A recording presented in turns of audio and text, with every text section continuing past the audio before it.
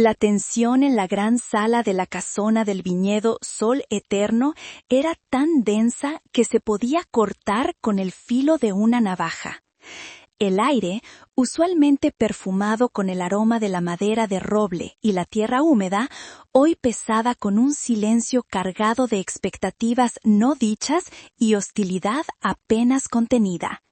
Estábamos a solo unos minutos de la lectura del testamento de mi difunto esposo Ignacio. Y yo estaba a punto de enfrentarme a los lobos. Mi nombre es Renata. A mis 32 años, la vida me había convertido en viuda y en madre soltera de 2 pequeños soles, Gael, de 7 años, y Alba, de 5.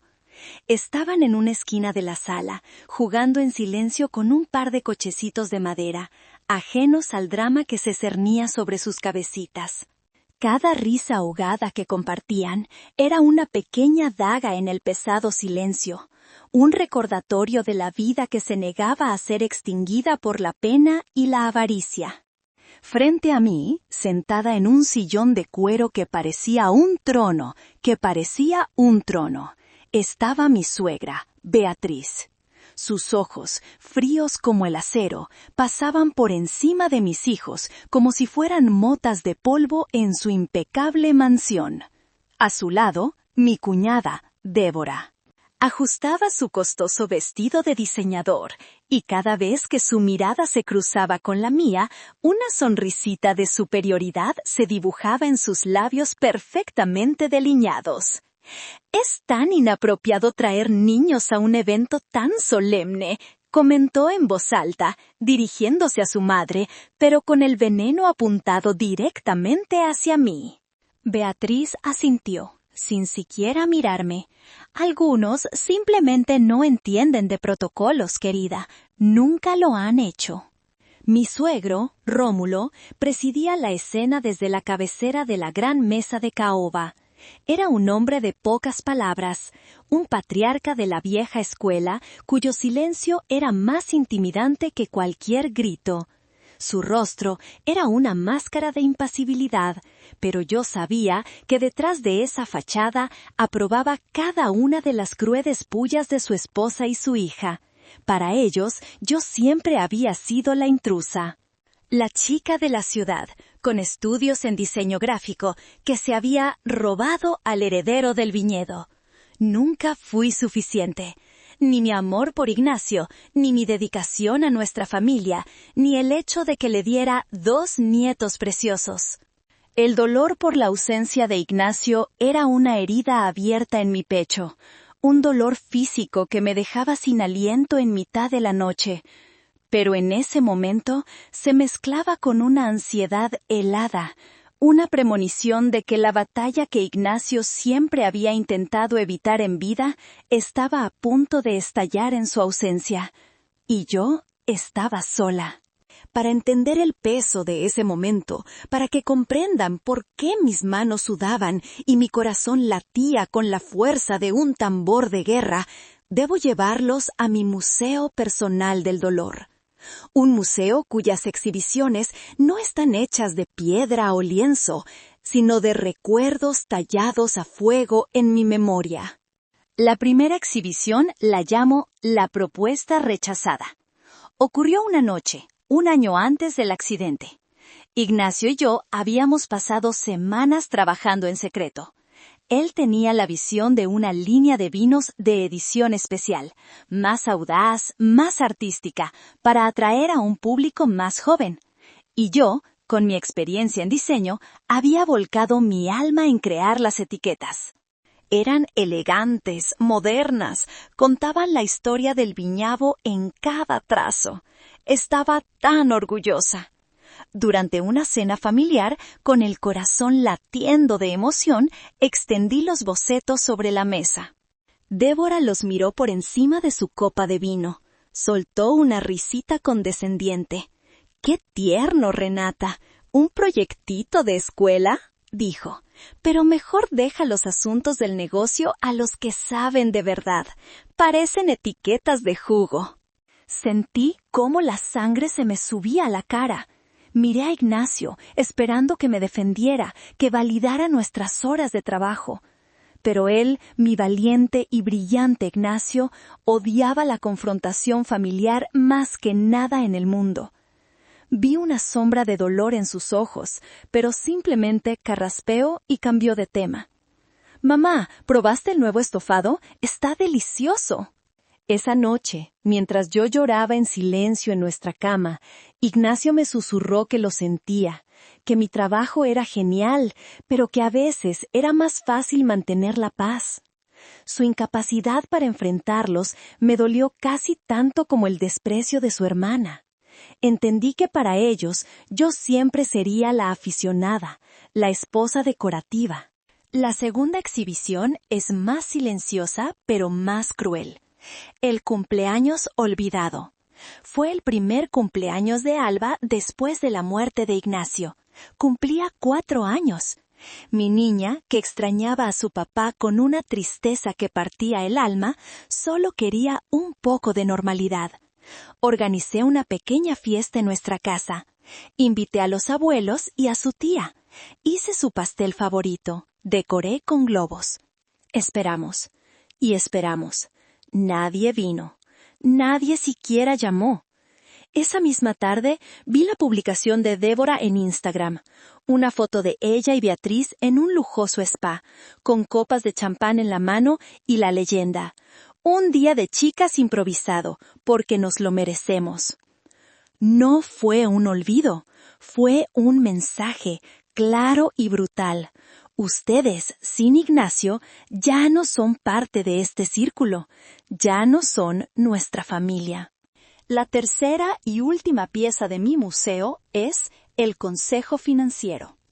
Apenas unas semanas después del funeral, cuando yo todavía navegaba en una niebla de dolor y trámites burocráticos, Beatriz me sentó en su sala de estar. Con un tono falsamente maternal, comenzó a aconsejarme sobre mis finanzas. «Renata, querida», dijo, «Ignacio era muy generoso, pero ahora debes ser prudente. Quizás deberías vender tu coche. Es un lujo innecesario. No querrás despilfarrar el dinero que mi hijo trabajó tan duro para ganar, ¿verdad?» Yo vivía de forma modesta. Mi coche era un modelo familiar de segunda mano que necesitaba para llevar a los niños al colegio. Su comentario no era una preocupación genuina. Era un intento de control, de humillarme, de recordarme que, a sus ojos, cada centavo que yo tenía le pertenecía a ella por derecho de sangre. Esos recuerdos eran el combustible que ardía en mi interior mientras el licenciado Aníbal Beltrán, el abogado de la familia y amigo de confianza de Ignacio, entraba en la sala. Se sentó a la cabecera de la mesa, abrió su maletín y sacó un fajo de papeles. El aire se volvió aún más pesado. El juicio final había llegado.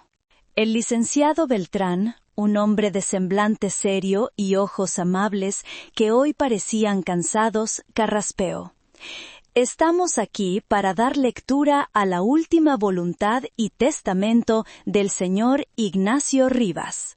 Comenzó a leer. El lenguaje legal era denso, pero el mensaje era cristalino.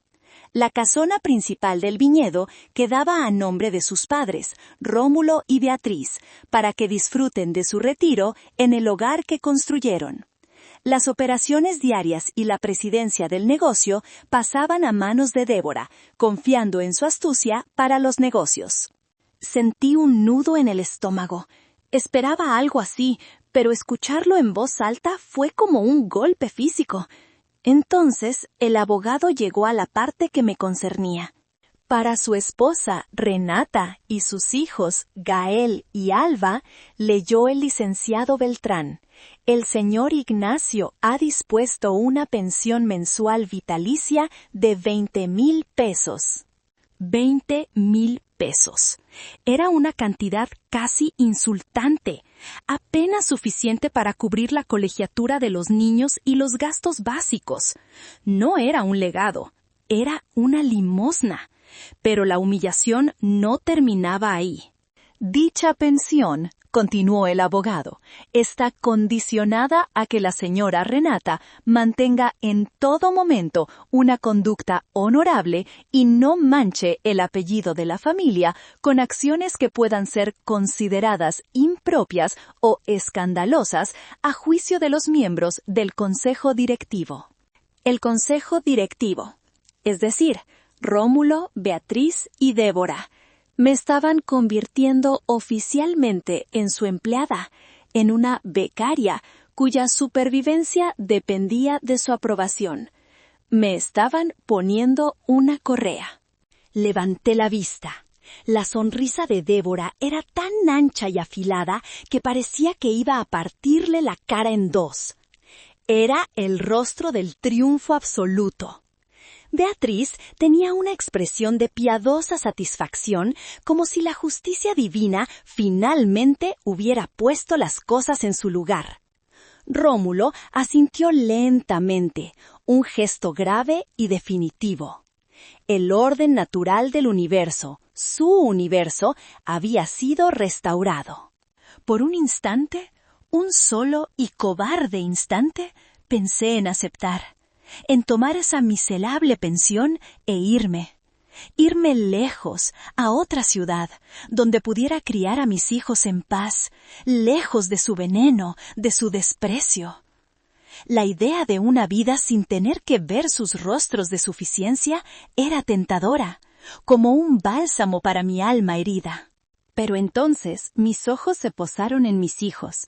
Gael miraba los dibujos de la alfombra, ajeno a todo. Alba, mi pequeña Alba, levantó la vista y me sonrió, una sonrisa pura y llena de confianza. Y en ese momento el recuerdo de Ignacio me golpeó con la fuerza de una ola. Recordé las noches en que nos sentábamos en el porche, mirando las hileras de vides bajo la luz de la luna. Él no solo hablaba de ratios de producción o de la calidad de la uva, hablaba de un sueño. «Este lugar no es solo un negocio, Rena», me dijo una vez, tomando mi mano. «Es un legado.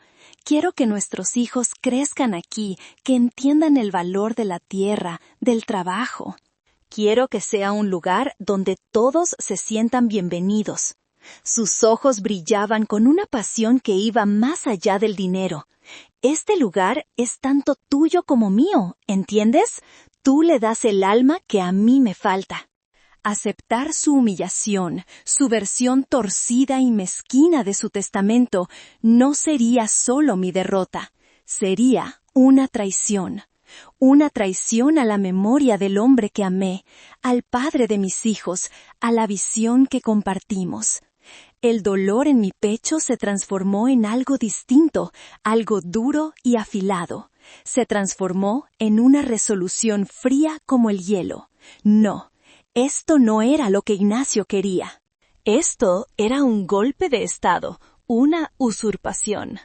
Levanté la vista y mis ojos se encontraron con los del licenciado Beltrán.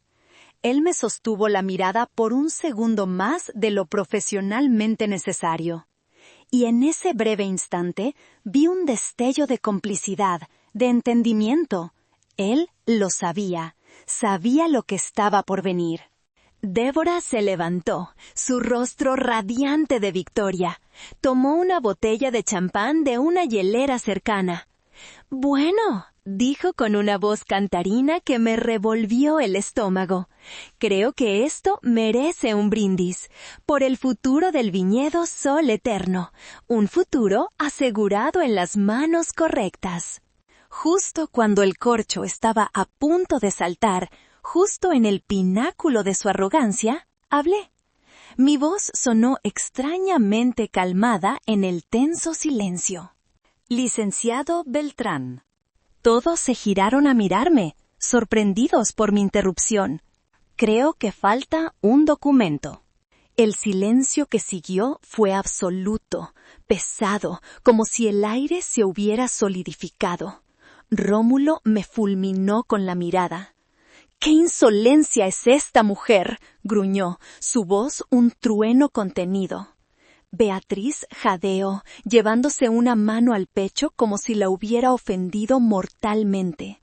Débora se quedó inmóvil, con la botella de champán en la mano, su sonrisa triunfante congelada en una mueca de confusión. El licenciado Beltrán, sin embargo, no les hizo el menor caso. Sus ojos estaban fijos en mí. Asintió lentamente, con una gravedad casi ceremonial. «En efecto, señora Renata», dijo, su voz resonando en la sala. «Hay un codicilo, un documento final, redactado y firmado por el señor Ignacio una semana antes de su accidente. Un documento que me instruyó revelar solo si las circunstancias lo hacían absolutamente necesario». La confusión en el rostro de Débora se transformó en una máscara de incredulidad y pánico incipiente. Beatriz susurró el nombre de su hijo como una oración rota. El abogado metió la mano en su maletín y sacó un sobre grueso, de papel amarillento, sellado con un distintivo lacre rojo con las iniciales de Ignacio. Era la prueba física, tangible e irrefutable. Lo colocó sobre la mesa con un sonido suave pero definitivo, el sonido de un mundo a punto de cambiar. Con un cuidado deliberado, rompió el sello. El pequeño crujido pareció resonar como un disparo en la quietud de la sala. Desdobló el papel. «Este documento», anunció el licenciado Beltrán, su voz ahora firme y sin rastro de duda, «se titula Cláusula de legado y lealtad». Hizo una pausa, asegurándose de tener la atención absoluta de todos. «El testamento que acabo de leer es, en efecto, válido. Sin embargo», y aquí levantó la vista y miró directamente a Rómulo, Beatriz y Débora, «su validez está enteramente supeditada a las condiciones estipuladas en esta cláusula». El aire se escapó de los pulmones de Beatriz. Débora dejó la botella de champán sobre la mesa con un ruido sordo. «La cláusula», continuó el abogado, «establece que, para que los señores Rómulo y Beatriz Rivas y la señorita Débora Rivas puedan acceder a la herencia de sus acciones y a los dividendos correspondientes, deben obtener primero una firma de aprobación al final de cada año fiscal». Débora frunció el ceño. «¿Una firma? ¿De quién?» Y entonces llegó el golpe de gracia, el momento que cambiaría todo. El licenciado Beltrán se giró hacia mí. «La firma debe ser otorgada por la recién nombrada directora ejecutiva del legado, un cargo creado por el señor Ignacio con el único propósito de salvaguardar su verdadera visión para este viñedo. Ese cargo le corresponde a la señora Renata». Si el silencio anterior había sido pesado, este era sofocante. Podía oír el latido de mi propio corazón en mis oídos. Rómulo se puso de pie de un salto, su rostro enrojecido por la furia. «¡Eso es absurdo! ¿Qué significa eso?» «Significa», explicó el abogado con una calma glacial, «que el rol de la señora Renata, según las palabras exactas de su esposo, es asegurar que las acciones del Consejo Directivo se alineen en todo momento con los valores de familia, inclusión, innovación y humildad que él siempre defendió. Si al final de un año la directora ejecutiva determina que las acciones de los herederos han sido, y cito, impulsadas por la codicia, la exclusión o han sido perjudiciales para la memoria de Ignacio y el bienestar de sus hijos, ella tiene el derecho legal y absoluto de no otorgar su firma». Débora soltó una carcajada nerviosa y estridente. «¿Y qué pasa si esta directora decide no firmar? ¿Nos quedamos sin nada?» «No exactamente», respondió el licenciado Beltrán, y sus siguientes palabras fueron la llave que cerró su jaula de oro. Si la firma no es otorgada, el control total de sus acciones, junto con todos los derechos y dividendos, pasa inmediatamente a un fideicomiso. Un fideicomiso administrado única y exclusivamente por la señora Renata hasta que su hija menor, Alba Rivas, cumpla la edad de 25 años. No les había quitado su herencia. Ignacio no había sido tan cruel. Había sido infinitamente más inteligente. Les había puesto una correa y acababa de poner el otro extremo firmemente en mi mano. El color abandonó por completo el rostro de Débora. Parecía como si hubiera envejecido 10 años en 10 segundos. La copa de champán que había estado a punto de servir ahora temblaba en su mano. Beatriz se llevó una mano al pecho, boqueando como un pez fuera del agua, susurrando: «No puede ser, no puede ser». Rómulo golpeó la mesa con el puño. «Esto es inadmisible, es un chantaje, ella nos va a controlar». «Es perfectamente legal y está debidamente notariado, señor Rivas», replicó el licenciado Beltrán, su voz cortante como el cristal. «Es la última voluntad de su hijo. Y su principal preocupación no era el dinero. Era que el legado del viñedo fuera protegido por la única persona en la que confiaba ciegamente para entender su corazón». Por primera vez desde que la lectura comenzó, me puse de pie. Ya no me sentía pequeña ni intimidada.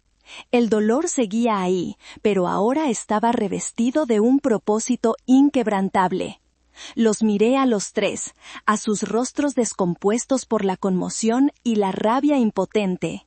«Mi primera decisión como directora ejecutiva del legado», dije, y mi propia voz me sorprendió por su firmeza, «será realizar una auditoría completa, no de las finanzas, sino de los valores que este viñedo dice profesar». Caminé hacia la esquina donde mis hijos seguían jugando. Me arrodillé frente a ellos, ignorando las miradas de odio que sentía clavadas en mi espalda. Acaricié la mejilla de Gael y le di un beso en la frente a Alba. «Vamos, mis amores», le susurré. «Vamos a casa». Los tomé de la mano y me dirigí hacia la puerta. Antes de salir, me detuve en el umbral y me giré para mirarlos por última vez. Ignacio nunca quiso construir muros para mantener a la gente fuera, dije, mi voz resonando en la sala silenciosa. Él quería construir una mesa lo suficientemente grande para todos. Y a partir de hoy voy a asegurarme de que su sueño se cumpla, con ustedes o sin ustedes. Salí de esa sala con mis hijos, cerrando la puerta detrás de mí, dejando atrás a 3 personas atrapadas en su recién descubierto infierno personal.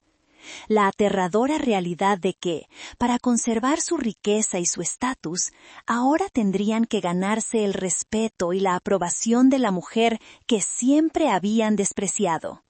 Ahora me bombardean con llamadas y mensajes, todos con un tono desesperado y falsamente conciliador, queriendo discutir el futuro del viñedo. Aún no he respondido a ninguno. ¿Hice lo correcto al tomar el control de esta manera?